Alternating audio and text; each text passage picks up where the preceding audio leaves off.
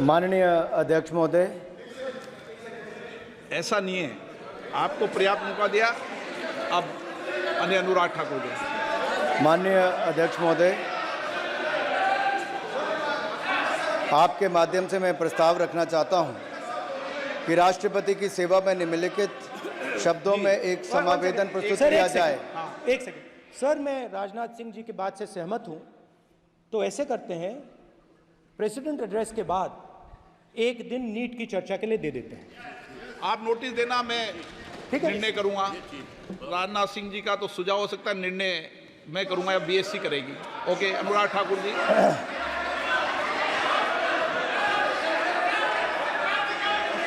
माननीय अध्यक्ष महोदय, आप नोटिस दे दो। मैं प्रस्ताव करता हूं कि राष्ट्रपति की सेवा में निम्नलिखित शब्दों में एक समावेदन प्रस्तुत किया जाए कि इस सत्र में संवेद लोकसभा के सदस्य राष्ट्रपति के उस अभिभाषण के लिए जो उन्होंने 27 जून 2024 को एक साथ संवेद संसद की दोनों सभाओं के समक्ष देने की कृपा की है, उनके अत्यंत आभारी हैं। माननीय अध्यक्ष जी, मैं आपका आभारी हूं कि आपने इस अवसर पर मुझे बोलने का अवसर दिया। मैं खुद को सौभाग्यशाली समझता हूं कि इस 18वीं लोकसभा में माननीय राष्ट्रपति श्रीमती द्रौपदी मुर्मू जी के अभिभाषण के धन्यवाद प्रस्ताव पर सर्वप्रथम मुझे अपने विचार व्यक्त करने के लिए मेरी पार्टी ने और माननीय प्रधानमंत्री जी ने मुझे अवसर दिया है। मैं हृदय की गहराइयों से माननीय प्रधानमंत्री जी का बहुत बहुत आभार प्रकट करता हूं, धन्यवाद करता हूं। माननीय स्पीकर महोदय, आप एक बार फिर निर्वाचित होकर हमारे सदन के स्पीकर बने हैं। मैं आपको पूरे सदन की ओर से बहुत बहुत बधाई और आपके इस कार्यकाल के लिए शुभकामनाएं देता हूं। बड़ी संख्या में नए सदस्य 18वीं लोकसभा में चुनकर आए हैं। बहुत सारे पुराने भी आए हैं। नए वालों को भी और पुराने वालों को भी सदस्य चुनकर जो आए हैं, संसद के सदस्य बने हैं, आपको भी ढेरों शुभकामनाएं और बहुत बहुत बधाई देना चाहता हूं।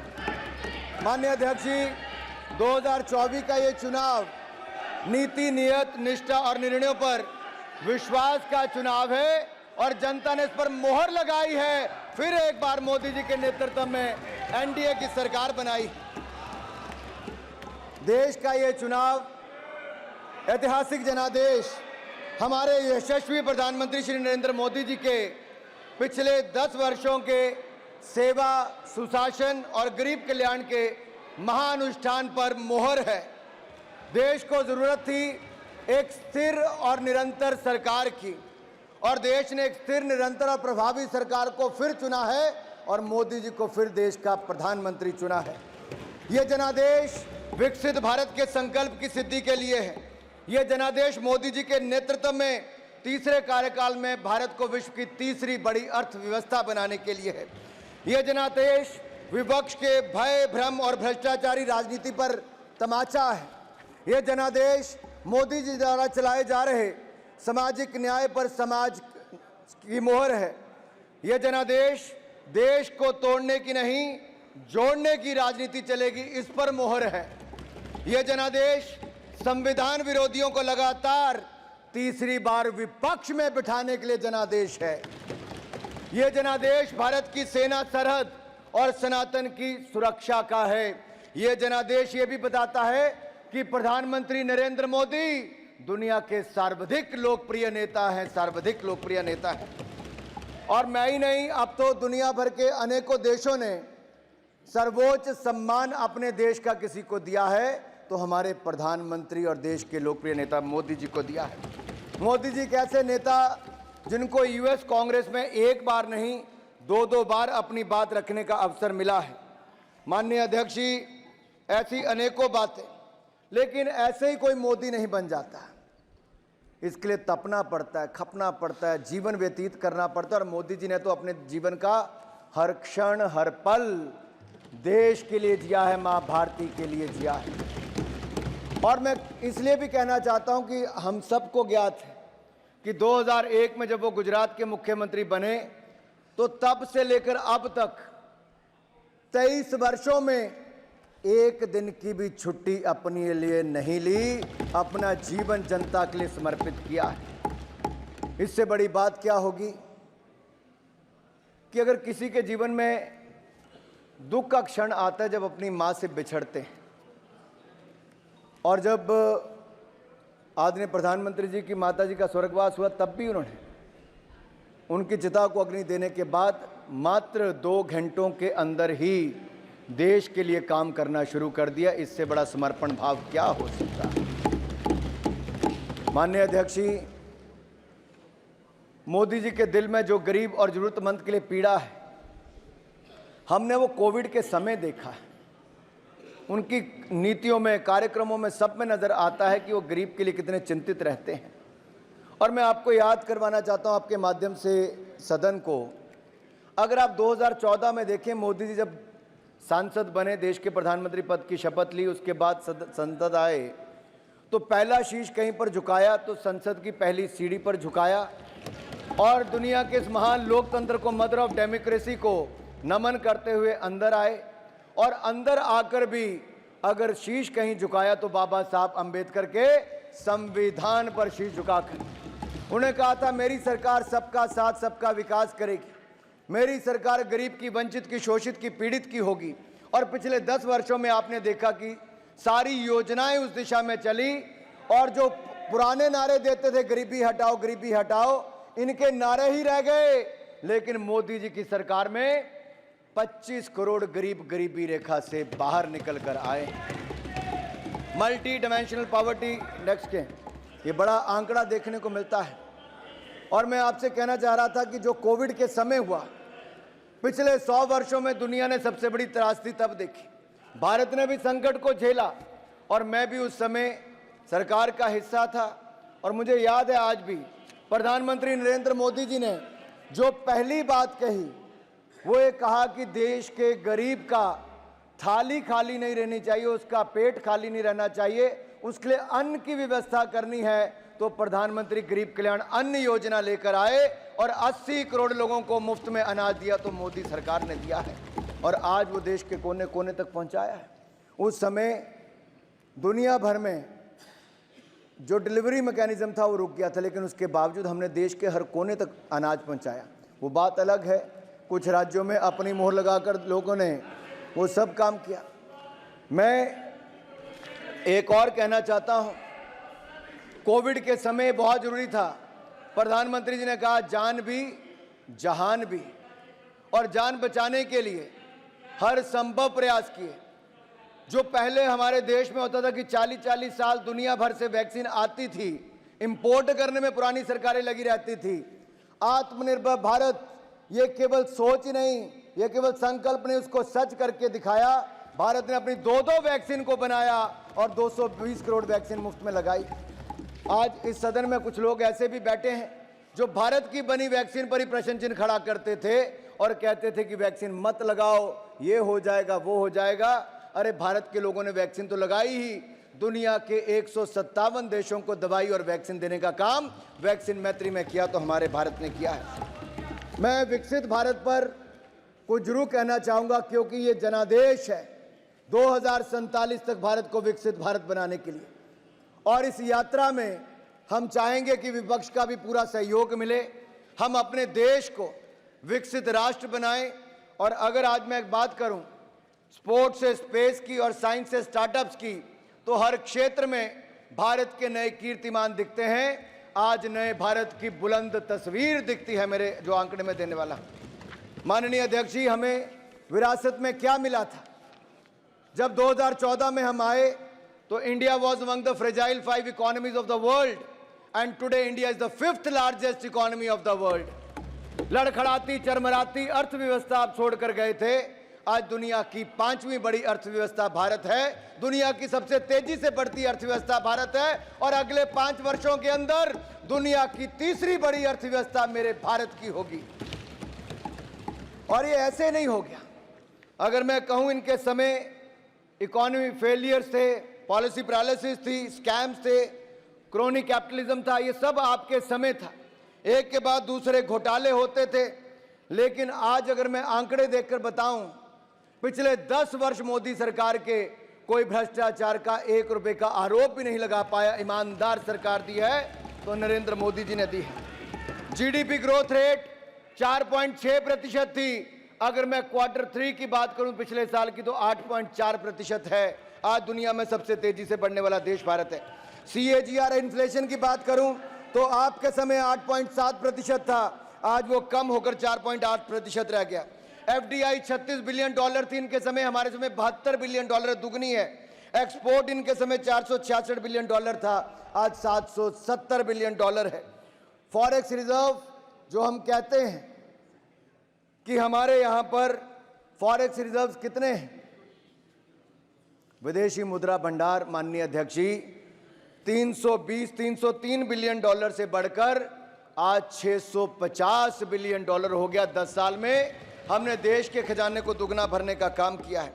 करंट अकाउंट डेफिसिट जो 5.1% था वो कम होकर 2% रह गया है। यही नहीं, अगर हम देखेंगे तो गरीब और जरूरतमंद इसके जीवन में क्या बदलाव आया। हमारी पार्टी का विचार ही अंत्योदय पर है। पंक्ति के अंत में खड़े व्यक्ति के जीवन में सुधार कैसे लाया जाए, ये पंडित दीनदयाल उपाध्याय जी की सोच को आगे बढ़ाकर जमीन पर लागू करने का काम नरेंद्र मोदी जी की सरकार ने किया।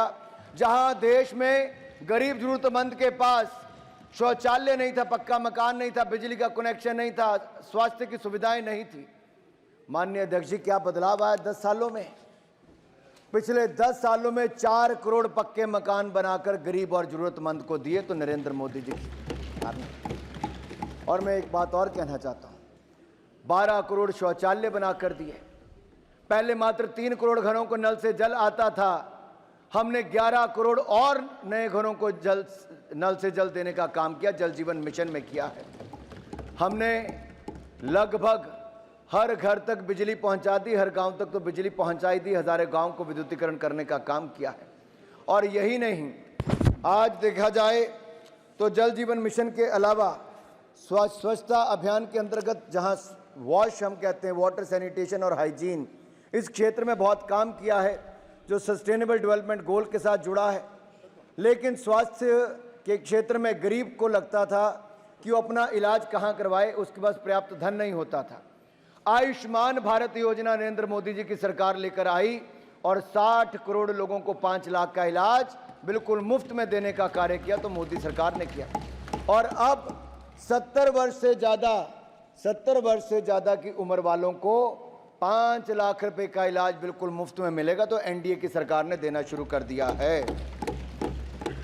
माननीय अध्यक्ष जी, एक नहीं अनेकों ऐसे उदाहरण हैं जिससे गरीब के जीवन में बहुत बड़ा बदलाव आया। और जब मैं कहता हूं कि 25 करोड़ लोग गरीबी रेखा से बाहर आए तो ये उन लोगों के लिए संदेश है जिन्होंने 60 साल राज किया, गरीब को और गरीब किया, लेकिन हमने 10 सालों में वो करके दिखाया, क्योंकि गरीब माँ के बेटे को आज देश के प्रधान सेवक के रूप में काम करने का अवसर मिला तो उन्होंने उनको गरीबी रेखा से बाहर निकालने का काम किया। जब गरीब गरीबी रेखा से बाहर निकलता है तो उसकी क्रय शक्ति और बढ़ती, खरीदने की शक्ति बढ़ती है, उससे डिमांड और जनरेट होती है, उससे प्रोडक्शन को और बल मिलता है और कारखानों में रोजगार स्वरोजगार के अवसर मिलते हैं, हमारी अर्थव्यवस्था को और बल मिलता है। यही नहीं, हमारे देश में ईज ऑफ डूइंग बिजनेस और ईज ऑफ लिविंग के क्षेत्र में कैसे बदलाव हुआ। जन विश्वास एक्ट की मैं बात करूं तो हमने 183 प्रोविजंस को डीक्रिमिनलाइज किया है, 42 सेंट्रल एक्ट्स में इनको बदलाव करके व्यापारी को, आम जनमानस को काम करने में वो जो डर होता था जेल जाने का, उसको ख़त्म किया है।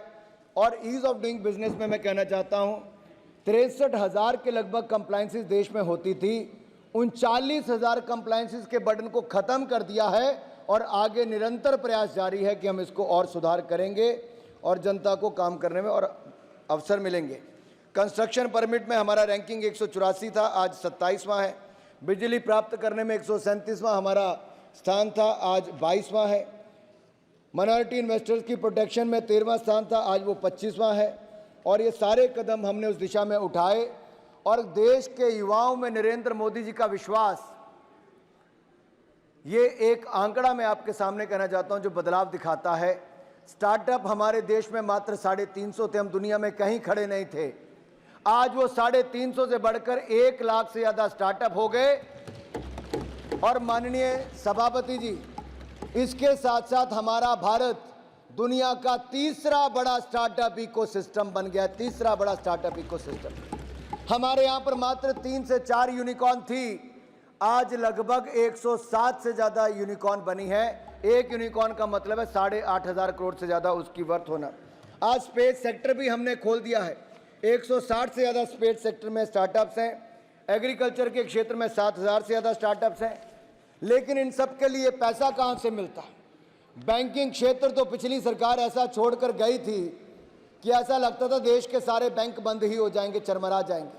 12 में से 11 की स्थिति तो घाटे वाली थी।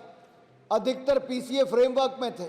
लेकिन हमारी 4R स्ट्रैटेजी ने देश में वो बदलाव किया, रिफॉर्म लाकर, रेजोल्यूशन रिकवरी लाकर, रिकॉग्निशन, रिकैपिटलाइजेशन, इन चारों के वजह से आज क्या बदलाव हुआ है? आप कल्पना कीजिए, हमारे यहाँ पर जो 36,000 करोड़ का मुनाफा आता था पब्लिक सेक्टर बैंक का, आज बढ़कर 1,41,000 करोड़ हो गया। 1,41,000 करोड़। और जो नॉन परफॉर्मिंग एसेट्स एनपीए थे वो 15% से कम होकर मात्र 3% रह गए। अब ये और कम होने वाले, हमारे बैंक और मजबूत होने वाले हैं। बैंकों की मार्केट कैपिटलाइजेशन जो 4,50,000 करोड़ थी वो बढ़कर 17 लाख करोड़ हो गई, लगभग 4 गुना ज़्यादा हो गई। इनके समय फ़ोन बैंकिंग चलती थी, फ़ोन होता था, बैंक वाले पैसे दे देते थे और वो पैसा लेकर विदेश भाग जाते थे। हमने एनडीए में भी कमी लाए हैं, स्ट्रेस्ड एसेट में भी कमी लाए हैं। आज उसका प्रभाव माननीय सभापति जी ये फर्क पड़ता है। 2014 में एजुकेशन लोन पर इंटरेस्ट था 14.25%, जो कम होकर रह गया लगभग 9%। होम लोन मिलता था 10.15% इंटरेस्ट रेट पर, आज मिलता है 8.40% पर। ऑटो लोन था 10.95% पर, आज रह गया 8.75% पर। पर्सनल लोन था 14.25% इंटरेस्ट पर, आज है 11.5% पर। ये सारी चीज़ें तो हुई, लेकिन फॉर्मलाइजेशन ऑफ इंडियन इकॉनमी किन आधार पर हुई है? इसके लिए डिजिटाइजेशन, इजी क्रेडिट और फॉर्मलाइजिंग एम्प्लॉयमेंट, इसका बहुत बड़ा रोल रहा। प्रधानमंत्री नरेंद्र मोदी जी के नेतृत्व में जनधन, आधार, मोबाइल, जैम ट्रिनिटी ने एक बड़ी भूमिका निभाई है। हर व्यक्ति के पास आधार है, बैंक खाता है, मोबाइल का कनेक्शन है और दुनिया का सबसे सस्ता इंटरनेट कनेक्शन और डेटा प्लान अगर कहीं है तो आज हमारे भारत में भी है। आज यही नहीं, जैम पोर्टल पर आज छोटे से छोटा व्यापारी भी अपना सामान बेच सकता है। और मात्र 5-6 वर्षों में माननीय सभापति जी, जो कुछ हजार करोड़ से लेकर कई लाख करोड़ तक की खरीद आज जैम पोर्टल पर पूरी पारदर्शिता के साथ होती है, तो टेक्नोलॉजी के माध्यम से ये भी हुई। किसानों के लिए ई-नाम की सुविधा दी। फास्टैग हमने अपने जो टोल हैं उसके लिए बनाया। पहले 743 सेकंड लगते थे टोल पार करने के लिए, आज मात्र 43 सेकंड में ही आप पार कर जाते हैं। टेक्नोलॉजी का उपयोग यहाँ पर हुआ है। जहाँ तक मैं इजी क्रेडिट की बात करता हूँ तो मुद्रा योजना एक ऐसी है जहाँ लगभग 43 करोड़ मुद्रा लोन दिए गए और लगभग 34 लाख करोड़ रुपया देश के लोगों को मोदी जी की गारंटी पर मिला और उन लोगों ने अपने काम काज की शुरुआत की है। आपके समय तो बैंक खाता खोलना भी मुश्किल हो जाता था, 2 लोगों को साथ में लेकर जाना पड़ता था। आज 50 करोड़ से ज़्यादा बैंक खाते लोगों के घर पे जाकर भी खुलवा दिए। ये सरकार आपके घर द्वार, ये मोदी सरकार ने करके दिखाया है। और यही नहीं, SC ST वुमेन के लिए और हमारे SC ST और वुमेन, इन तीनों के लिए आज स्टैंड अप इंडिया योजना मोदी सरकार लाई, जिससे हमारे अनुसूचित जाति, जनजाति और महिलाओं को एंटरप्रेन्योर बनने की सुविधा मिली है। पीएम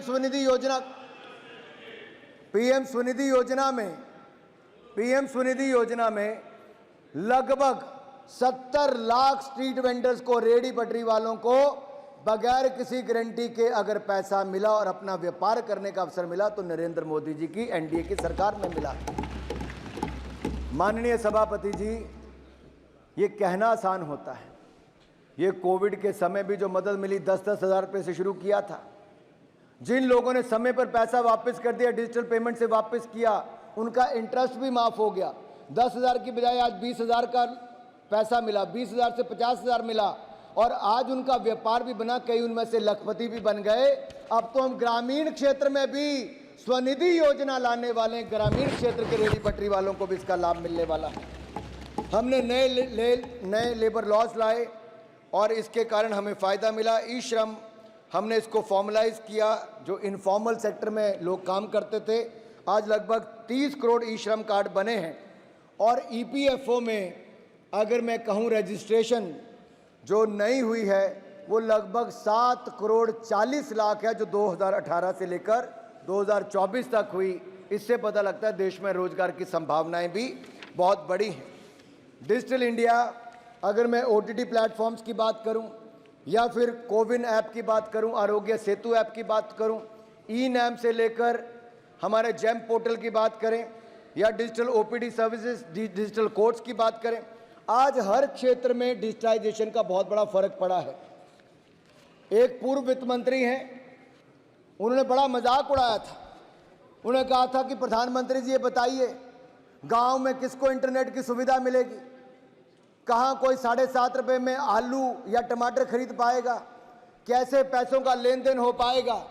आज मैं इस सदन को बताना चाहता हूं आपके माध्यम से, जो वो शायद सोचते थे कि संभव नहीं हो पाएगा, वो असंभव को भी संभव हमारी सरकार ने करके दिखाया।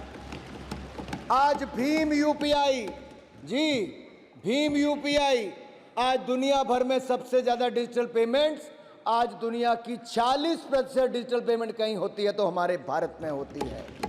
रेडी वाला भी करता है, चाय वाला भी करता है, पटरी वाला भी करता है, बड़ा से लेकर बड़ा व्यापारी, छोटे से छोटा व्यापारी भी करता है।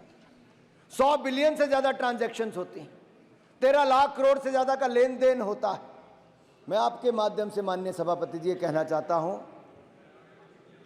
ये भारत को जहां रोकना चाहते थे वहां भारत रुकने वाला नहीं है, क्योंकि आपको दिखेगा कि कैपिटल एक्सपेंडिचर की जब मैं बात करता हूं, अगर 2 साल पहले 7.5 लाख करोड़ था तो पिछले साल 10 लाख करोड़ था, अब 11,11,111 करोड़ रुपया कैपिटल एक्सपेंडिचर आज तक के इतिहास में सबसे ज्यादा हुआ है।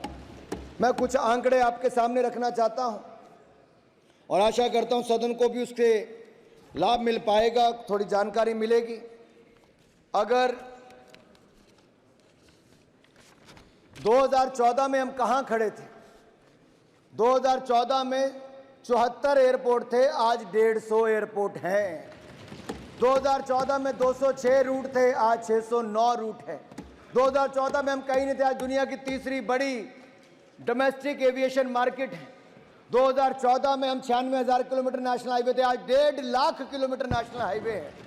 2014 में 3,20,000 किलोमीटर ग्रामीण सड़कें थी, आज लगभग 7 लाख किलोमीटर से ज्यादा ग्रामीण सड़कें हैं। 2014 में 16 आईआईटी थे, आज 23 आईआईटी हैं। 2014 में 13 आईएम थे, आज 21 आईएम है। 2014 में 7 एम्स थे, आज 23 एम्स हैं। 2014 में 9 ट्रिपल आईटी थी, आज 25 ट्रिपल आईटी हैं। और यही नहीं, उस समय 387 मेडिकल कॉलेज थे, आज 706 मेडिकल कॉलेज हैं। तब 723 यूनिवर्सिटी थी, आज 1,117 यूनिवर्सिटीज हैं। तब 50,000 सीटें एमबीबीएस की थी, आज 1,01,000 से ज़्यादा सीटें एमबीबीएस की हैं। तब 31,000 के लगभग पोस्ट ग्रेजुएशन की सीटें हैं, आज 65,000 के लगभग सीटें हैं। उस समय और अब के समय में इतना अंतर है माननीय सभापति जी, कि उस समय स्टार्टअप 350 थे, आज 1 लाख स्टार्टअप है। उस समय 4 यूनिकॉर्न थे, आज 107 यूनिकॉर्न है। तब आपका बैंकों का प्रॉफिट 36,000 करोड़ था, आज 1,41,000 करोड़ है। तब एनपीए 15% था, 3%। तब मार्केट कैप बैंकों की 4 लाख करोड़ थी, आज 17 लाख करोड़ है। आज कैपिटल एक्सपेंडिचर हमारा कई गुना ज्यादा बढ़ गया है। मैरीन एक्सपोर्ट की बात करूं तो उस समय $5 बिलियन था, आज $8.9 बिलियन हो गया। इलेक्ट्रॉनिक्स का एक्सपोर्ट हमारे $6 बिलियन था, आज $24 बिलियन, 4 गुना ज्यादा हो गया है। टॉय एक्सपोर्ट हमारा उस समय 96 मिलियन था, आज 326 मिलियन, 3 गुना से ज्यादा हो गया। फॉरेक्स रिजर्व्स हमारे $320 बिलियन से बढ़कर $650 बिलियन हो गए। एक्सपोर्ट हमारा $470 बिलियन से बढ़कर $770 बिलियन हो गया। हमारा ग्रॉस टैक्स कलेक्शन रेवेन्यू मात्र 11 लाख करोड़ था, आज 33 लाख करोड़ हो गया। लोगों ने ईमानदारी के साथ टैक्स जमा कराना शुरू कर दिया। उस समय 2 मेगा फूड पार्क थे, आज 200 मेगा फूड पार्क हैं। आपके समय 2 करोड़ आवास बने, हमारे समय 4 करोड़ आवास बने। आपके समय तक 70 सालों में 3 करोड़ घरों में नल से जल था, आज 14 करोड़ घरों में नल से जल है। आपके समय सेकंड लार्जेस्ट इंपोर्टर थे हम मोबाइल फोन के, आज हम सेकंड लार्जेस्ट मैन्युफैक्चरर बन गए हैं मोबाइल के। माई और बहनों, इतना ही मैं कहना चाहता हूं कि उस समय जीडीपी हमारी 1.8 ट्रिलियन थी, आज 3.8 ट्रिलियन पार कर गई है। ऐसे अनेक उदाहरण मैं आपको बताना चाहता हूं। बहुत सारे और भी मेरे पास आंकड़े हैं, वो थोड़ी देर बाद सुना दूंगा, लेकिन इतना जरूर कहूंगा, आज जहां एक और सड़कें बन रही हैं, रेलवे बन रहा है, हवाई पट्टियां बन रही हैं, वहीं बुलेट ट्रेन से लेकर वंदे भारत आपके समय एक नहीं थी, आज लगभग 100 वंदे भारत ट्रेन आज अलग अलग रूटों पर देश में चल रही। मेरे साथियों, नेचुरल गैस पाइपलाइन आज 23,000 किलोमीटर से ज़्यादा बिछ गई है। 12,000 किलोमीटर से ज़्यादा भारतमाला परियोजना में प्रोजेक्ट बन गए। आपके समय 12 किलोमीटर नेशनल हाईवे बनता था एक दिन में, आज हम 30 किलोमीटर नेशनल हाईवे एक दिन में बनाते हैं। आपके समय ग्रामीण सड़कें बनती थी 30 किलोमीटर एक दिन में, आज बनती है 91 किलोमीटर एक दिन में। क्या कंपैरिजन। अगर आपकी रफ्तार से देश आगे बढ़ता तो आज वहीं का वहीं खड़ा रहता। आपने 10 साल सरकार चलाई, 11वें नंबर पर ही खड़ी रही। भारत की अर्थव्यवस्था हमने 5वें नंबर पर पहुंचाने का काम किया। हमने कॉर्पोरेट टैक्स रेट को कम करके 15% किया। और यही नहीं माननीय अध्यक्ष जी, जब कोविड के टाइम पे लोगों को पैसा चाहिए था अपना व्यापार करने के लिए, तो इनकम टैक्स का रिफंड रिकॉर्ड समय के अंदर जनता को वापस करने का निर्णय प्रधानमंत्री नरेंद्र मोदी जी ने करवाया। आज रिकॉर्ड समय के आपके समय 1.5 साल रिफंड नहीं आता था, आज रिकॉर्ड समय के अंदर आता है। और यही नहीं, हमने बैंकों से लगभग 4 लाख करोड़ रुपया emergency credit line guarantee scheme के माध्यम से दिया और 20% एडिशनल वर्किंग कैपिटल महाराज जी आप जैसी कई कंपनियों को दिया है, तो भारत सरकार ने बगैर किसी गारंटी के दिया, जो किसी सरकार ने नहीं दिया था। और यही नहीं, पीएलआई स्कीम की मैं बात करूं तो पीएलआई स्कीम में 8 लाख करोड़ रुपए के लगभग 8 लाख करोड़ के इंक्रीमेंटल सेल्स देखने को मिलती है। और यही नहीं, हमारी सरकार में विकास तो हुआ, विकास भी विरासत भी, ये हमारी सरकार की पहचान है। एक मिनट माननीय सदस्यगण, आप बैठे बैठे कमेंट्स नहीं कह रहे और सीनियर लीडर महाराज जी की तो आदत पड़ गई बैठे बैठे कमेंट्स करने की। राष्ट्रपति का अभिभाषण हो तो कमेंट्स करे, तो कमेंट नो, गलत नो। धन्यवाद अध्यक्ष जी, क्योंकि मैंने विकास भी और विरासत की बात भी की, तो दयानिधि मारन जी का चिल्लाना तो सही था, क्योंकि इनके नेता वहां पर बैठ कर कहते हैं कि सनातन धर्म बीमारी की तरह, इसको जड़ से मिटाना है। इनके नेताओं ने वहां पर कहा है, शर्म आनी चाहिए, माफी मांगनी चाहिए देश से इनको।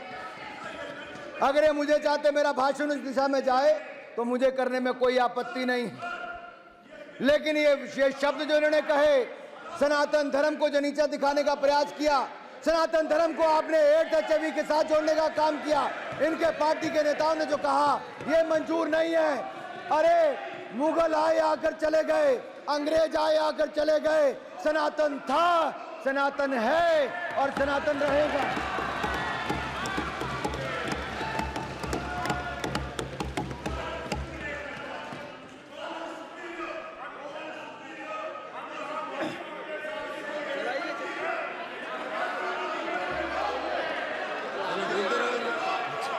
उन्होंने क्या बोला कि सनातन रहेगा, यही बोला ना।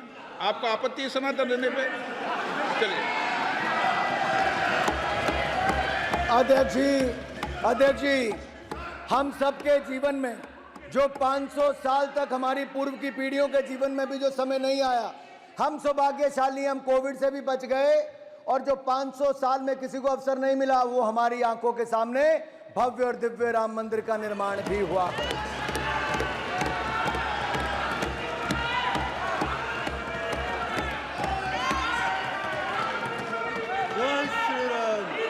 अध्यक्ष जी, मुझे इसी बात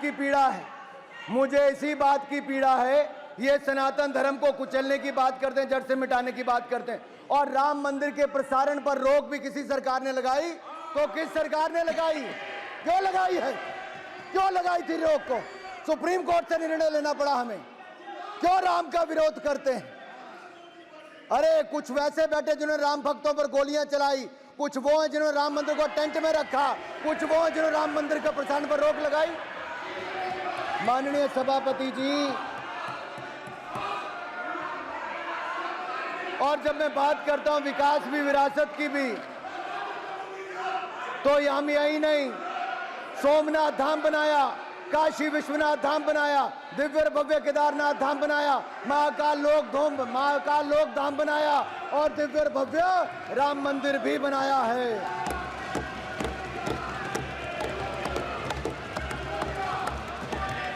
हमने बौद्ध सर्किट भी बनाया, करतारपुर कॉरिडोर, करतारपुर दा लांगा भी खुलवाया, जो कोई नहीं करवा पाया।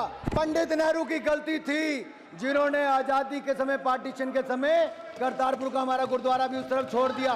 दूरबीन लगाकर दर्शन करते थे। नरेंद्र मोदी जी की सरकार में हमारी सरकार ने करतारपुर कॉरिडोर खुलवाया, और हेमकुंड साहब में रोपवे बनाने का काम भी हमारी सरकार कर रही है। माननीय अध्यक्ष जी,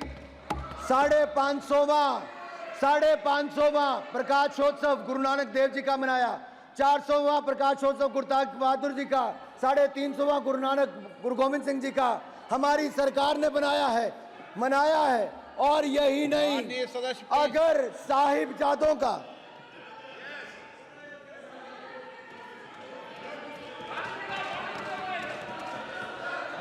अगर साहिबजादों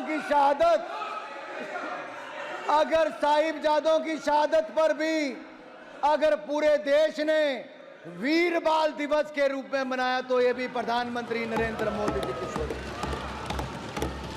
अरे आपके समय तो ब्लू स्टार ऑपरेशन हुआ था, हरमंदिर साहब में क्या क्या हुआ, और 84 के दंगे देश भूला नहीं है। सिखों का कत्लेआम ये कांग्रेस की सरकार के समय ही हुआ था।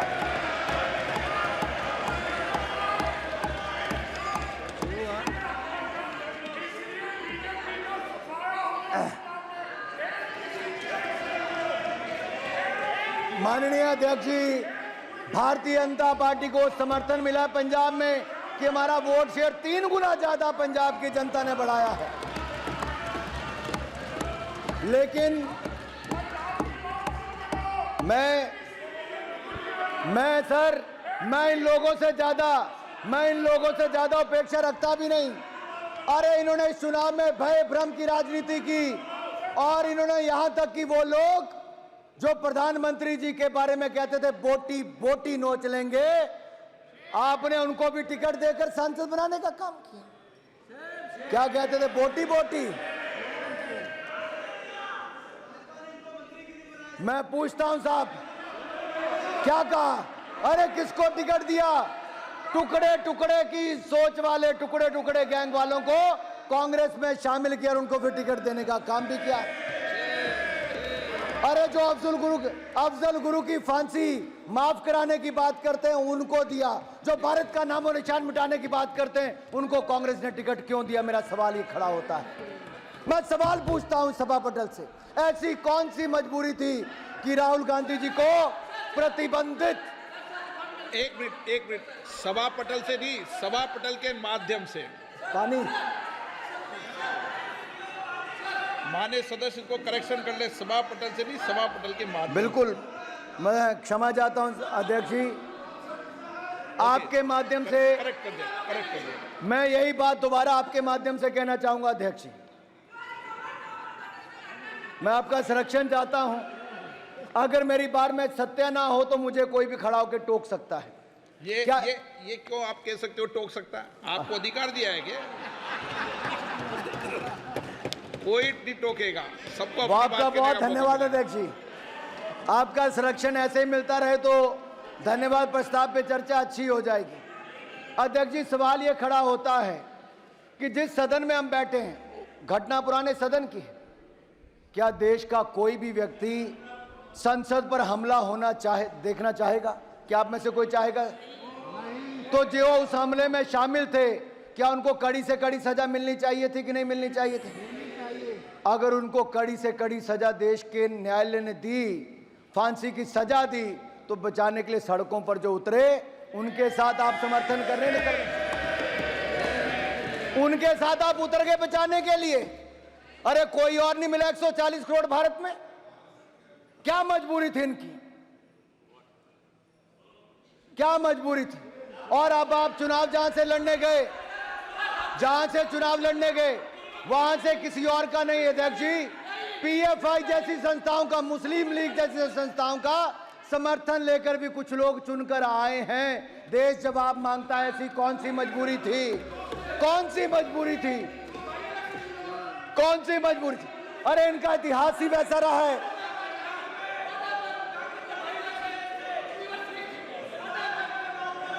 माननीय अध्यक्ष जी,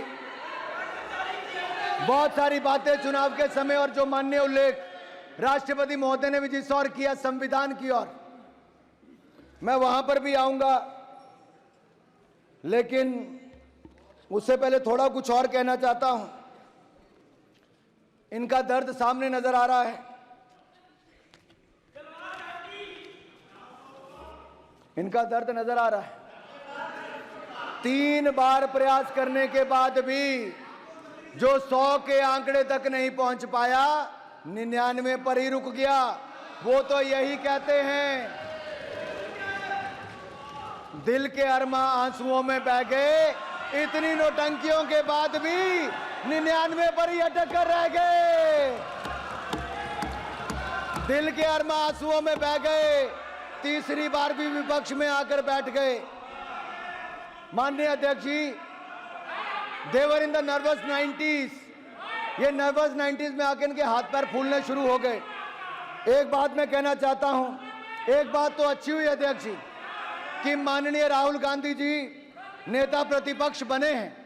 मैं अपनी ओर से राहुल गांधी जी को नेता प्रतिपक्ष बनने पर बहुत बहुत बधाई और शुभकामनाएं देता हूं।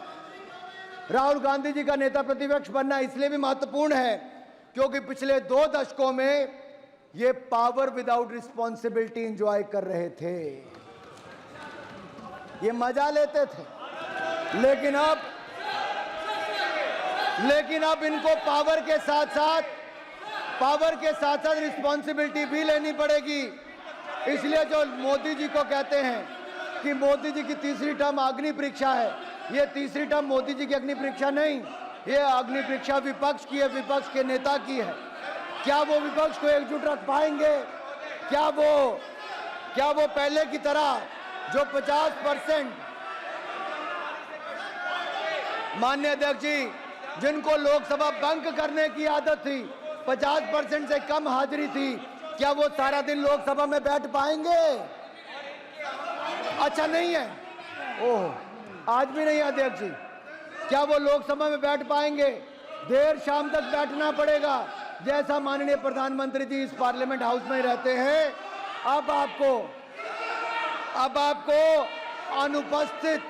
अनुपस्थित जमींदारी नहीं चलेगी।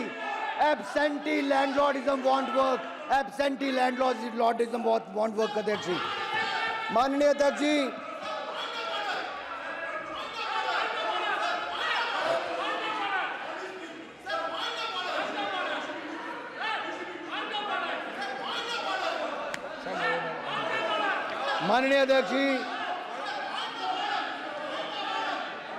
माननीय अध्यक्ष जी, कुछ लोगों की बार बार, माननीय अध्यक्ष जी, एक और देश ने देखा है कि कैसे हमारे वैज्ञानिकों की मेहनत के कारण जो दुनिया का कोई देश नहीं कर पाया, वो चंद्रयान मिशन की सफलता ने करके दिखाया है।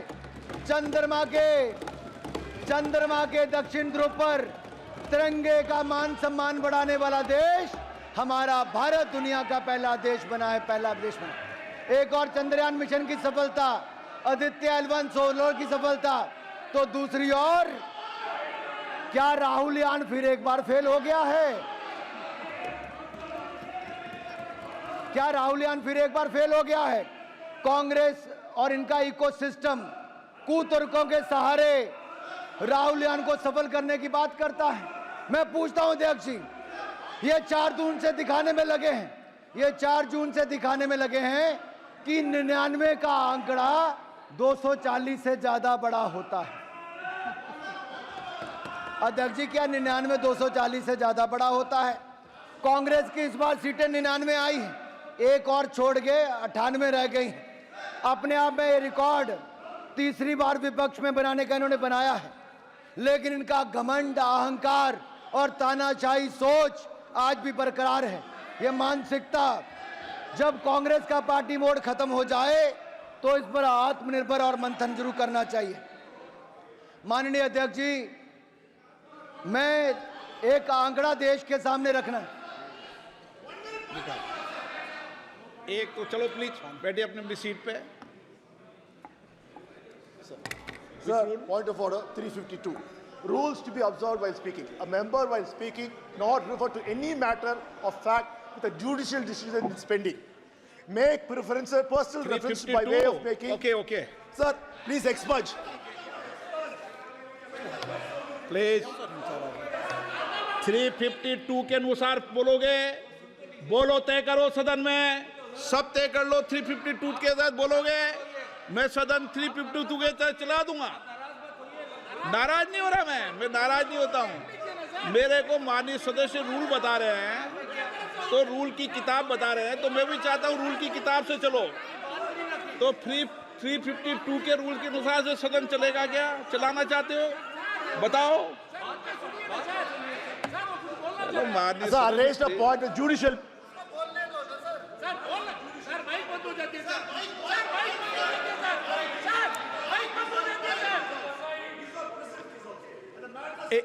Okay please. ओके अभी नीट का विषय भी अदालत में चल रहा था, फिर क्यों उठा रहे थे?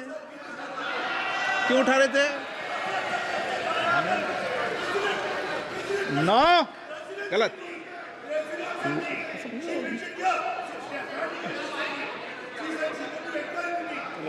अच्छा माननीय सदस्य, नीट का विषय अभी सुप्रीम कोर्ट में नहीं चल रहा, फिर क्यों उठा रहे थे आप? नो, अनुराग ठाकुर जी। माननीय अध्यक्ष जी धन्यवाद।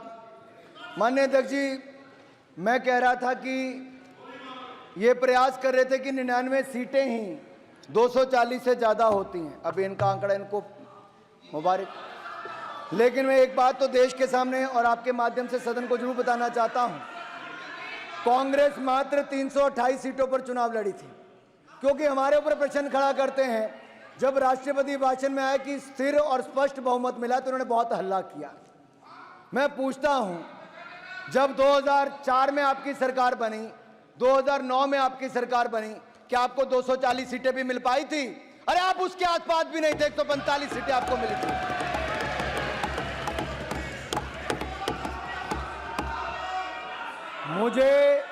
मुझे जितना मजबूर करोगे, कांग्रेस की उतनी परतें खुलती जाएंगी।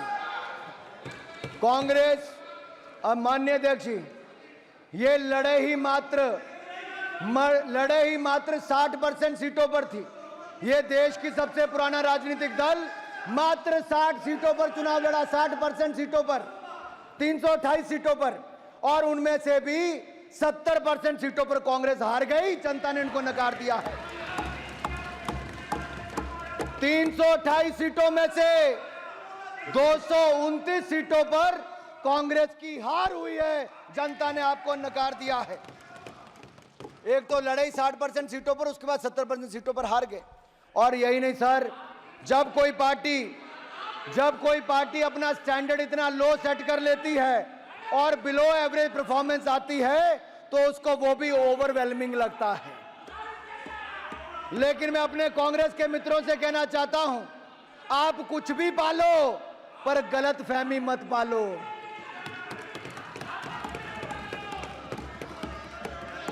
अगर आपको ये चार्ट देखना है तो इस चार्ट में अध्यक्ष जी मैं सभा पटल पर रख सकता हूं, कांग्रेस की कितनी सीटें कब कब आई। ये चार्ट बहुत कुछ दिखाता है माननीय अध्यक्ष जी। ये चार्ट में ये दिखता है कि यूपीए की जब आपकी पहली सरकार थी तो कांग्रेस की मात्र 145 सीटें आई थी और उस समय भारतीय जनता पार्टी की 138 सीटें थी। 7 सीटों का फर्क था। और आप में और हमारे में सिर्फ 7 सीट का अंतर था भाजपा और कांग्रेस में। सरकार आपने बनाई, हमने तो कुछ नहीं कहा, आपने 5 साल सरकार चलाई। फिर 2000 आपका उस समय वोट शेयर था मात्र 26.53%। 2009 में यूपीए की सरकार फिर आई, आपकी 206 सीटें आई, लेकिन आपके लिए वो स्थिर सरकार थी, आपके लिए वो कांग्रेस की सरकार थी, स्थिर सरकार थी। लेकिन नरेंद्र मोदी जी के नेतृत्व में भारतीय जनता पार्टी 282 सीटें जीतकर 2014 में 1984 के बाद पूर्ण बहुमत की सरकार किसी ने बनाई तो हमने भारतीय जनता पार्टी एनडीए की सरकार बनी। और 2019 में 303 सीटें केवल भारतीय जनता पार्टी ने जीती और हमारा वोट शेयर भी पहले से ज्यादा बढ़ा। और मैं कहना चाहता हूं माननीय अध्यक्ष जी, 31% vote share Bharatiya Janata party का 2014 में था और 37.36% वोट शेयर हमारा 2019 में था और कांग्रेस का वोट शेयर मात्र 19.39% था, मात्र 19.39%। और इस बार भी हमारा वोट शेयर 36.56% है और 240 सीटें जीतकर और गठबंधन को पूर्ण बहुमत और स्पष्ट बहुमत मिला है।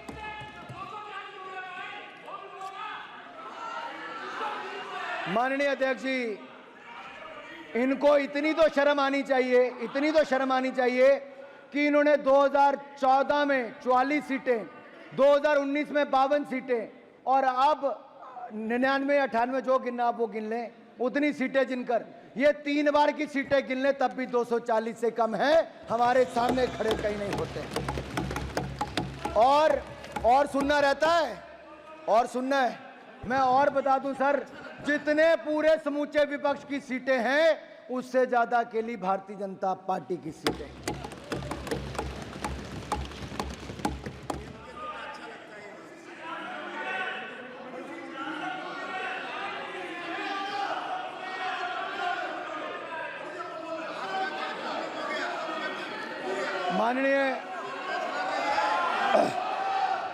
माननीय अध्यक्ष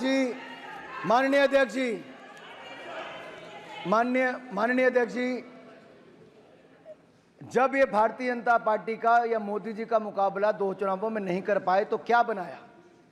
एक ऐसा गठबंधन बनाया जो जेल वाले और बेल वालों ने मिलकर बनाया। कुछ जेल में थे, कुछ बेल पर थे, कुछ यहां पर भी बेल वाले हैं।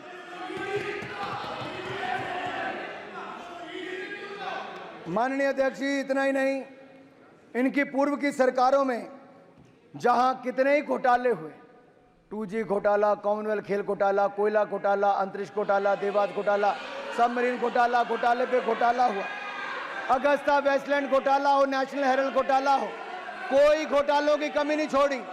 इन्होंने अपने सहयोगी भी चुने तो शराब घोटाले वाले चुने, जमीन घोटाले वाले चुने, रिवर फ्रंट घोटाले वाले चुने, और तो और वो सब चुने जो जेल और बेल पर थे। माननीय अध्यक्ष जी, इनकी एक पार्टी तो ऐसी है जिसका शिक्षक भर्ती घोटाला हो, पॉन्जी स्कीम का घोटाला हो, चिटफंड घोटाला हो, वो भी साथ में ही है, जहां पेंटिंग भी 3-3 करोड़ रुपए की बिक जाती है। एक ऐसा नेता है जो अपने आप को दुनिया का सबसे ईमानदार नेता बताता था और वो इतना ईमानदार निकला कि देखो आज जेल में है। हमने अध्यक्ष जी वर्क फ्रॉम होम तो सुना था, अध्यक्ष जी,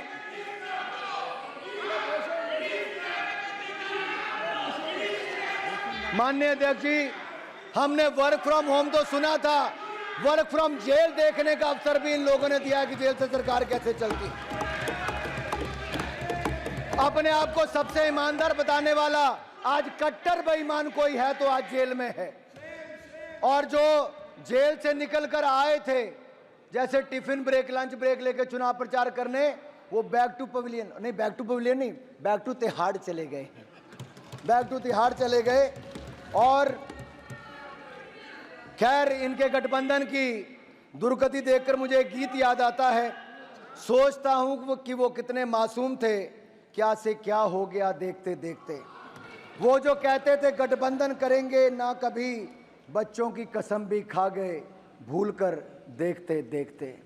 गठबंधन भी किया तो किसने? एक राज्य में किया, दूसरे राज्य में नहीं किया। आज दिल्ली की जहां पर मैं खड़ा हूं वहीं की हालत देख लीजिए।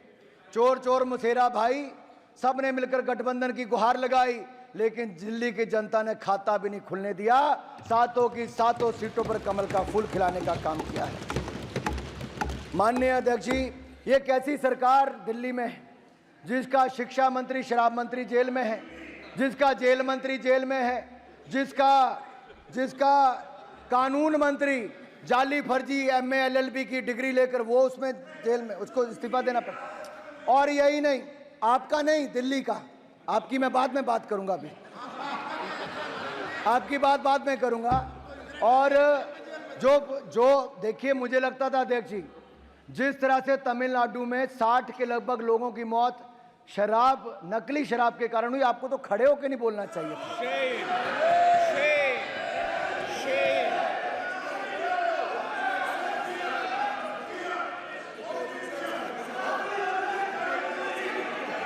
अध्यक्ष जी, जो खड़े हैं मैं समझ सकता हूं, जो बार बार खड़े हो रहे हैं वो 2G घोटाले के समय किस किस पर आरोप लगा, मैं नहीं चाहता कि उनका नाम मैं यहां पर लूं।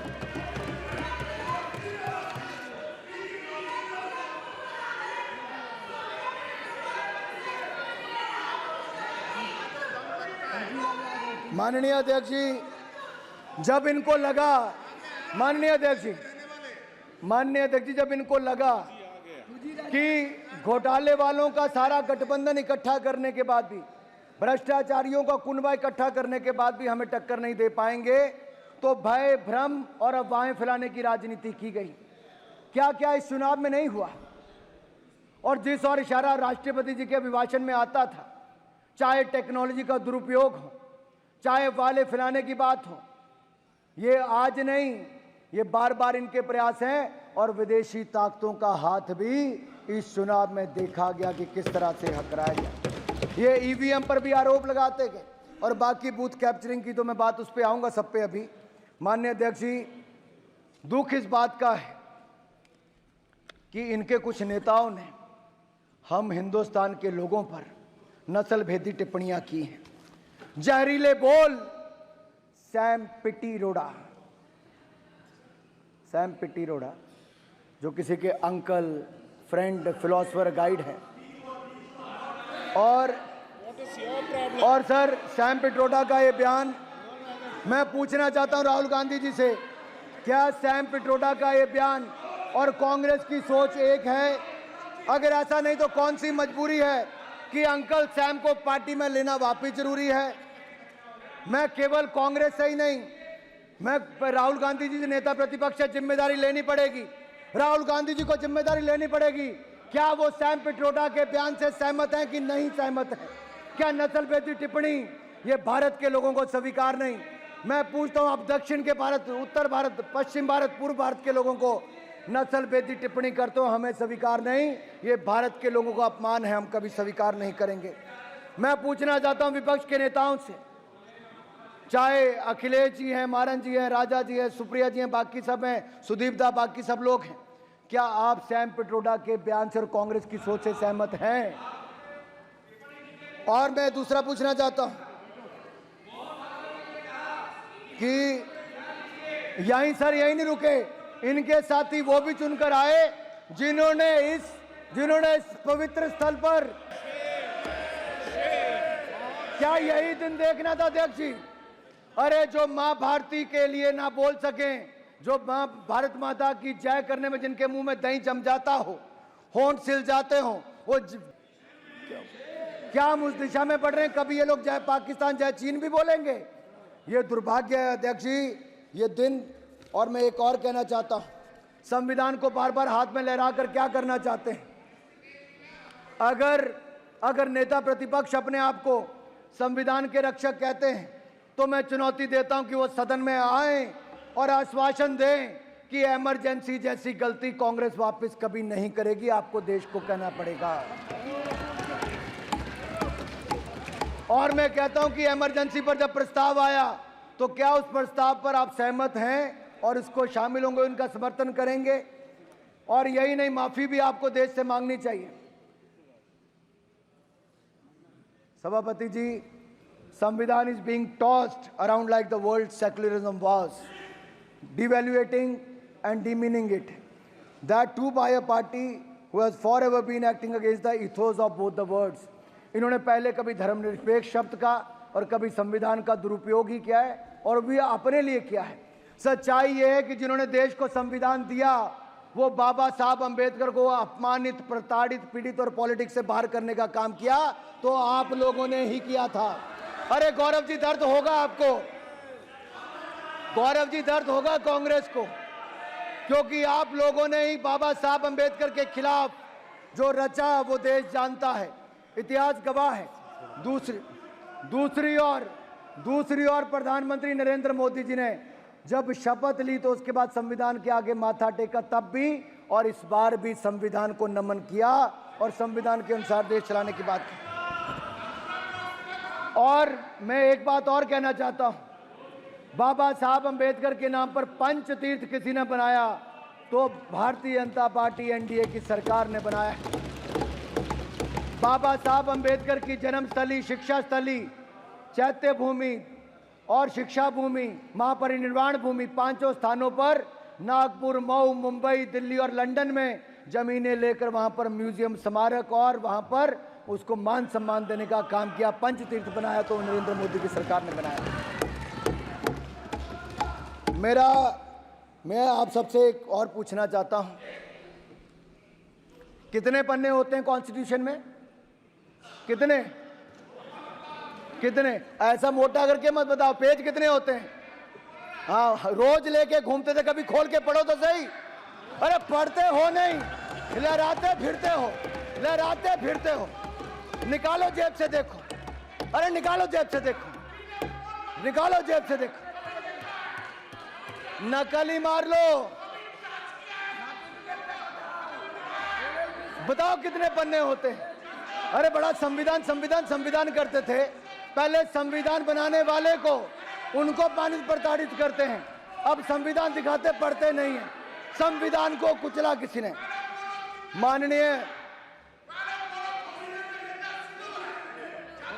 माननीय सभापति जी, अगर संविधान को तार किसी ने किया था, संविधान को कुचलने का किसी ने काम किया था, तो वो भी आपने इमरजेंसी लगाकर किया था।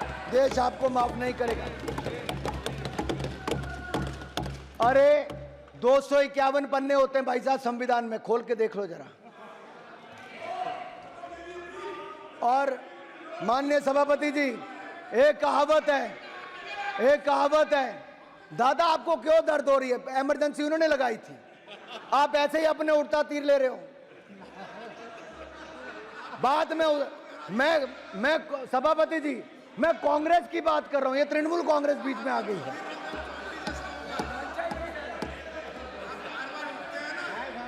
अब सच्चाई तो ये है माननीय सभापति जी, सच्चाई ये है कि जो कभी कांग्रेस के नेता सदन थे, सच्चे तृणमूल वाले इनके लिए बोलते कांग्रेस के लिए। आज कांग्रेस तो अपने नेता सदन अधीर रंजन चौधरी के लिए खड़ी नहीं हुई, एक सभा करने भी इनके नेता नहीं गए और ममता जी के आगे उनको बेचारे को कांग्रेस अपने नेता के साथ खड़ी नहीं हो पाई। ऐसी कौन सी मजबूरी थी कि कांग्रेस को बंगाल में घुटने टेकने जरूरी था? और बैठिए, तमिलनाडु में है, बैठिए। मारन जी को दर्द हो रहा है। मैं कांग्रेस के बारे में इतना ही कहूंगा, ये तो संविधान की बात आपके मुंह से वो लगती है कि 100 चूहे खाकर बिल्ली हज को चली। और कांग्रेसीकरण करने की बात करूं, जैसा ये हर योजना का करते हैं, अगर इसको मैं कांग्रेसीकरण करके कहूं कि 100 संशोधन करके कांग्रेस संविधान बचाने को चली। अरे माननीय सभापति जी, जिस पार्टी की बुनियाद ही संविधान की हत्या से, रिश्ते खून से बनी हो, वह पार्टी आज संविधान बचाने की बात करे तो गले नहीं उतरती है। ये तो वही बात हो गई कि अपने घर में नकली फूल रखने वाले बगीचों का शौक होने की बात कर रहे हैं आप पर, ये बिल्कुल। और मैं याद करवाना चाहता हूं, आपके माध्यम से सदन को बताना चाहता हूं, केंद्र में कांग्रेस की सरकारों ने आज तक धारा 356 का कितना दुरुपयोग किया है। और इसको दुरुपयोग करते हुए इन्होंने 93 बार 93 टाइम्स राज्यों में विपक्ष की चुनी हुई सरकारों को बर्खास्त करने का काम किया, तो कांग्रेस ने किया।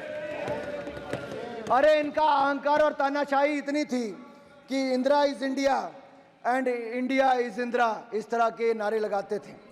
इंदिरा गांधी जिन्होंने देश पर आपातकाल थोपा था, उन्होंने भी संविधान पर 50 बार 356 का दुरुपयोग करके सरकारों को बर्खास्त किया था। इंडी गठबंधन की कैसी विडंबना है कि इस गठबंधन में शामिल वामपंथी दल, जिनकी पहली बार अगर सरकार को किसी ने बर्खास्त किया तो उस समय की सरकार ने किया था, कांग्रेस की सरकार ने, और कम्युनिस्ट पार्टी आज उनका समर्थन करने की बात करती है। और डीएमके जो इस गठबंधन के हिस्सा हैं, आपकी सरकार को भी उस समय बर्खास्त किया तो कांग्रेस ने किया था, और इंदिरा जी ने तो इसका 12 बार से दुरुपयोग किया। और यही नहीं, और ये तो कांग्रेस तो इसकी मूल भावना के साथ खिलवाड़ करती रही। मैं आपको कहना चाहता हूं, नेहरू जी ने तो संविधान की आत्मा को ही खत्म कर दिया था। देश की संविधान बनने के 15 महीने के अंदर ही संविधान पर सबसे पहला प्रहार नेहरू जी ने किया था। आर्टिकल 19 जो इस देश के नागरिकों को विचार और अभिव्यक्ति की, अरे सुनना पड़ेगा भाई, क्यों? अगर माननीय अध्यक्ष जी सच नहीं है तो खड़ा होकर बोले कि नेहरू जी ने नहीं किया। अरे देश की संविधान की आत्मा को खत्म करने का काम किया तो नेहरू जी ने किया था, मैं डंके की चोट पर कहता हूं। और ये आर्टिकल 19 को इस देश के नागरिकों को विचार और अभिव्यक्ति की स्वतंत्रता का अधिकार देता है। इन्होंने उस आर्टिकल को ही अंकुश लगाने का प्रयास किया। यह मामला था ऑर्गेनाइजर और क्रॉस रोड पत्रिकाओं पर नेहरू जी की आलोचना हुई। लिखा सिर्फ इतना था कि पाकिस्तान में पीड़ित हिंदुओं की आवाज उठाई थी। तो पाकिस्तान में पीड़ित हिंदुओं की आवाज उठाने का दर्द, नेहरू जी को तो और धन्यवाद करना चाहिए था ऑर्गेनाइजर का, लेकिन उन्होंने उसके खिलाफ कड़ी कार्रवाई करने का काम किया और पहला संशोधन उन्होंने जून के महीने में, इसी महीने में लाए। और इंदिरा जी ने भी इमरजेंसी के निंदा प्रस्ताव, इंदिरा जी के समय वो पंडित नेहरू जी से और आगे निकल गई। 1975 में तो संविधान की हत्या ही कर दी। इमरजेंसी देश ने देखी, वो काला अध्याय देश भूलेगा नहीं। 21 महीनों के आपातकाल में 5 संविधान संशोधन हुए। अपने हिसाब से मिनी संविधान तैयार करने का, अध्यक्ष जी 5 मिनट में खत्म कर रहा हूं, संविधान तैयार करने का काम, मिनी संविधान तैयार करने का काम कांग्रेस ने किया। 42वें संशोधन में 40 अनुच्छेदों को ही बदल दिया गया। और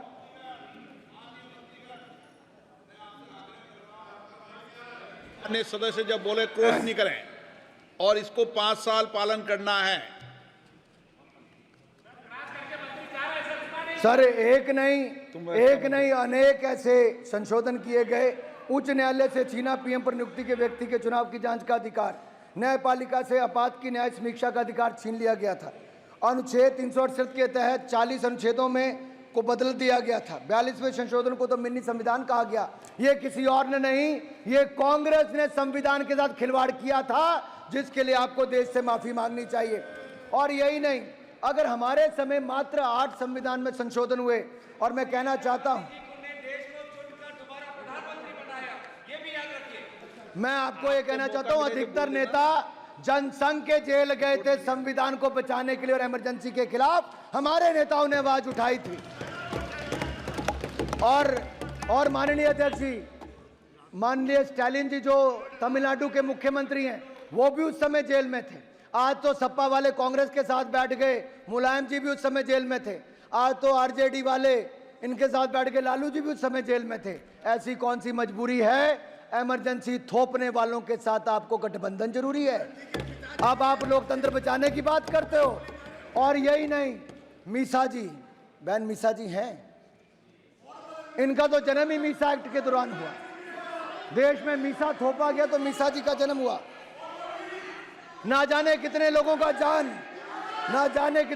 जान ली गई। हर पार्टी के कार्यकर्ताओं को मौत के घाट उतार दिया गया। माननीय अध्यक्ष जी, यही नहीं, इन्होंने अनेकों मैं अटल जी की 2 लाइनें कहना चाहता हूं। जो 1 साल जब इमरजेंसी का हुआ तो उन्होंने क्या कहा था? जुसलाता जेठ मास, शरद चांदनी उदास, सिसकी भरते सावन का, अंतर घट रीत गया, एक बरस बीत गया, एक बरस बीत गया। सिंचों में सिमट राजग, किंतु विकल प्राण विहग, धरती से अंबर तक गूंज मुक्ति गीत गया, एक बरस बीत गया, एक बरस बीत गया। ये हमारे नेताओं ने अपनी, आप ईवीएम पर प्रश्न चिन्ह खड़ा करते थे, कहते थे ईवीएम ये हो जाएगा वो हो जाएगा। अब मैं इन सभी सांसदों से पूछना चाहता हूं विपक्ष के, क्या ईवीएम ठीक थी कि नहीं थी? ईवीएम ठीक थी कि नहीं थी? माननीय अध्यक्ष जी, इन लोगों ने जम्मू कश्मीर में चुनाव में इस बार 30% वोट पहले से ज्यादा पड़ा। ये लोकतंत्र की जीत हुई है जम्मू कश्मीर में, क्योंकि वहां पर अलगाववाद, आतंकवाद पर नकेल कसी गई। जो नेहरू जी की गलती थी धारा 370 देकर और पाक ऑक्युपाइड कश्मीर पर आकर कांग्रेस ने गलतियां की, उसमें सुधार, धारा 370 को सदा सदा के लिए खत्म किया तो मोदी जी की सरकार ने किया। आज वहां पर रिकॉर्ड टूरिस्ट आ रहा है, रिकॉर्ड वोटिंग हो रही है, रिकॉर्ड निवेश आ रहा है, और अब तो अमरनाथ यात्रा भी शुरू हो गई है। जय अमरनाथ, जय भोलेनाथ। और माननीय अध्यक्ष जी, देश के लिए आर्थिक शक्ति और सैन्य शक्ति बहुत जरूरी है। हमारी सरकार बनते सशस्त्र बलों का आधुनिकीकरण मोदी सरकार ने शुरू कर दिया, और मैं कहना चाहता हूं आपकी सरकार के समय भारत को दुनिया का सबसे बड़ा इंपोर्टर आपने बना दिया था हथियारों का, लेकिन हमारी सरकार ने आपके समय 2014 में 1000 करोड़ से कम एक्सपोर्ट होता था। आज माननीय रक्षा मंत्री जी यहाँ पर बैठे हैं, 21,000 करोड़ का एक्सपोर्ट, लगभग 21 गुना ज्यादा किया। अरे उस समय चीन सबसे बड़ा इंपोर्टर होता था, आज वो मैन्युफैक्चरर बन गया है। और हमारा भारत भी, माननीय अध्यक्ष जी, हमने ब्रह्मोस मिसाइल, सुपरसोनिक मिसाइल आज फिलीपीन और अन्य देशों को बेचने का काम आज भारत उपलब्ध करवाने का काम कर रहा है। आज 1 लाख करोड़ से ज्यादा का माननीय अध्यक्ष जी, आज 1 लाख करोड़ से ज्यादा का रक्षा उत्पादन हम खुद कर रहे हैं। रशिया से S-400 लिया, चिनूक हेलीकॉप्टर से लेकर बाकी सारे लिए, राफेल जेट हमने लिया, लेकिन भारत के अंदर हम ब्रह्मोस मिसाइल बना रहे हैं, तेजस एयरक्राफ्ट लड़ाकू विमान बना रहे हैं, INS विक्रांत भी किसी ने बनाया तो भारत ने खुद बनाया है। हमने अपनी ऑर्डिनेंस फैक्ट्रीज का निगमीकरण किया है और हमने देश की सुरक्षा को प्राथमिकता में दिया है। डिफेंस में, मैन्युफैक्चरिंग में आत्मनिर्भरता को आगे बल दिया है, आर्म्ड फोर्सेस को आधुनिक किया। आपने तो हमारी सेना को ना लड़ाकू विमान दिया, ना हथियार दिए, ना गोला बारूद दिया और ना ही बुलेट प्रूफ जैकेट दी। 10 साल में कुछ नहीं दिया। ये हमारी सरकार ने make in India bullet proof jacket देने का काम। माननीय अध्यक्ष जी, सुरक्षा के साथ साथ देश के अंदर आंतरिक सुरक्षा की मैं बात करूं, आज अगर देखा जाए नॉर्थ ईस्ट में 11 पीस अकॉर्ड हुए, इतिहास रचा तो हमारी सरकार ने किया।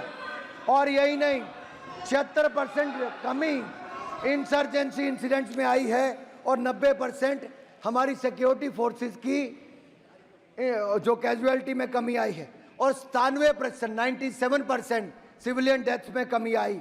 ये अफवाह को भी हमने बहुत सारे कोनों से अलग अलग जगह से हटा दिया है।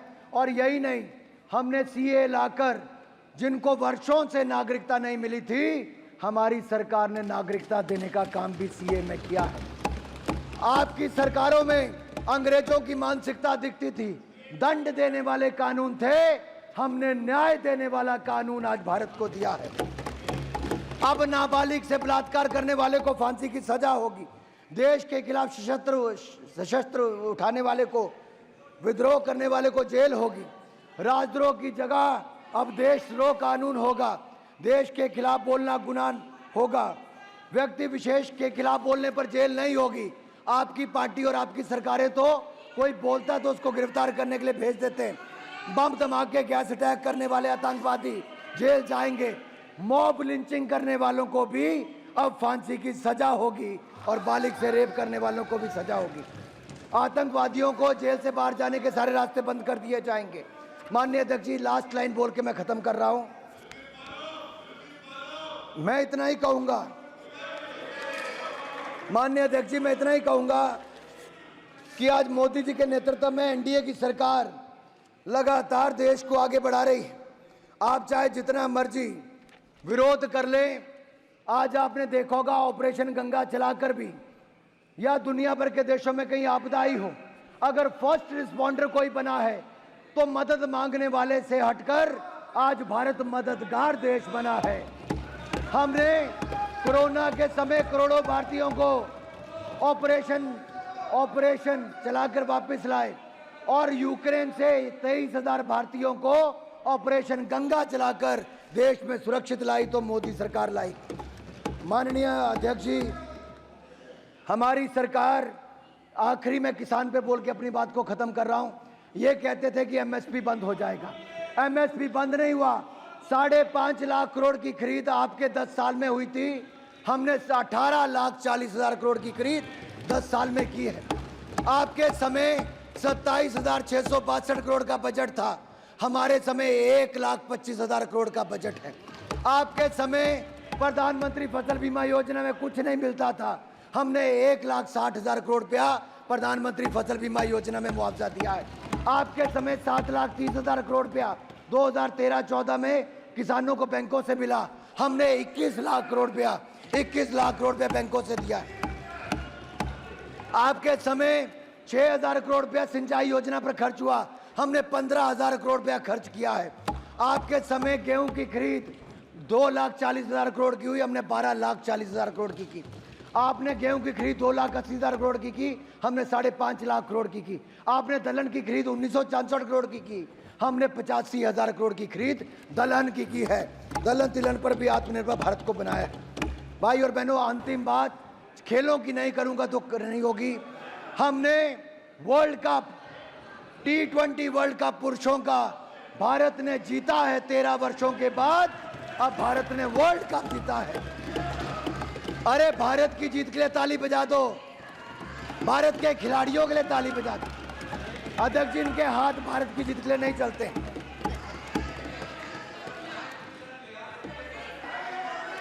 ये तब भी सवाल खड़ा करते, अध्यक्ष जी अब हमारा देश ओलंपिक 2036 में आयोजन करने की तैयारी कर रहा है, हम उस दिशा में आगे बढ़ रहे हैं। ओलंपिक में भारत ने 7 मेडल जीते, जो आज के सबसे ज्यादा है। कॉमनवेल्थ गेम में 61 मेडल जीते, और यही नहीं, भारत ने एक के बाद दूसरे में मेडल जीतने का कीर्तिमान स्थापित किया।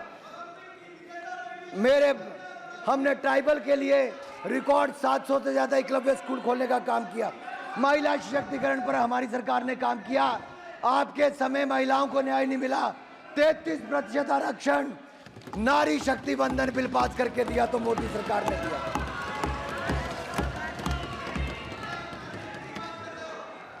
मैं इनके इतना ही कहूंगा, दामन है दागदार फिर भी इठलाकर चलते हो, जमानत पे है परिवार फिर भी सिर उठाकर चलते हो, बूझो कौन। अध्यक्ष जी, इनका रिश्ता झूठ से कुछ ये गहराता चला गया। जब भी इनका मुंह खुला अफवाह फैलाता चला गया। ये अफवाह फैलाते रहे और हम दुनिया को अपनी उपलब्धियां बताते गए, और देश की जनता ने मोदी जी के ईमानदार दमदार नेतृत्व पर मोहर लगाई है, फिर एनडीए सरकार बनाई है। मैं आपके इस माध्यम से सदन को विश्वास दिलाना चाहता हूं कि जिस तरह की परफॉर्मेंस पहले 2 टर्म्स में एनडीए सरकार की रही मोदी जी के नेतृत्व में, इस बार उससे आगे बढ़कर हमारी परफॉर्मेंस रहेगी। ये विकास का रथ रुकेगा नहीं। हम दुनिया की तीसरी बड़ी अर्थव्यवस्था बने, हम दुनिया की तीसरी बड़ी अर्थव्यवस्था बनेंगे। हम दुनिया की तीसरी बड़ी अर्थव्यवस्था बनेंगे। और अंतिम लाइन कहकर मैं यही कहूंगा, थोड़ा मुस्कुराइए विपक्ष वालों, थोड़ा मुस्कुराइए। आप नए भारत में हैं और ये नए भारत की बुलंद तस्वीर मैंने थोड़ी आपके सामने रखने का प्रयास किया है। राष्ट्रपति जी के अभिभाषण पर, जहां मैं एक और उनका धन्यवाद करता हूं, समर्थन करता हूं, और आप सबने मेरी बात सुनी, मुझे अवसर दिया, पार्टी की तरफ से पहला रखने का अवसर दिया। मैं अध्यक्ष जी आपको एक बार फिर चुनने पर बधाई, आप सबको चुनने पर बधाई, और आप सबके माध्यम से मोदी जी को बधाई देता हूं। और यही कहूंगा, ले चलिए भारत को बुलंदियों की ओर, बनाइए विकसित भारत। हम आपके साथ हैं, आप भी आइए, जुड़िए, आप भी आइए। भाई अध्यक्ष जी मैंने तो हाथ जोड़ दिए, अध्यक्ष जी मैंने तो हाथ जोड़ दिए। ये विकसित भारत की यात्रा में विपक्ष भी जुड़ जाए। ये मेरी तेरी लड़ाई नहीं, ये मेरे भारत की लड़ाई है, इकट्ठे मिलकर लड़ेंगे। इसमें मेरा तेरा नहीं, इसमें बांटने वाला कुछ नहीं, विचारधारा का कुछ नहीं, ये मेरे देश के लिए है। हम अपने देश को अगले 25 सालों में विकसित भारत बनाएंगे, विकसित भारत बनाएंगे, विकसित भारत बनाएंगे। बहुत बहुत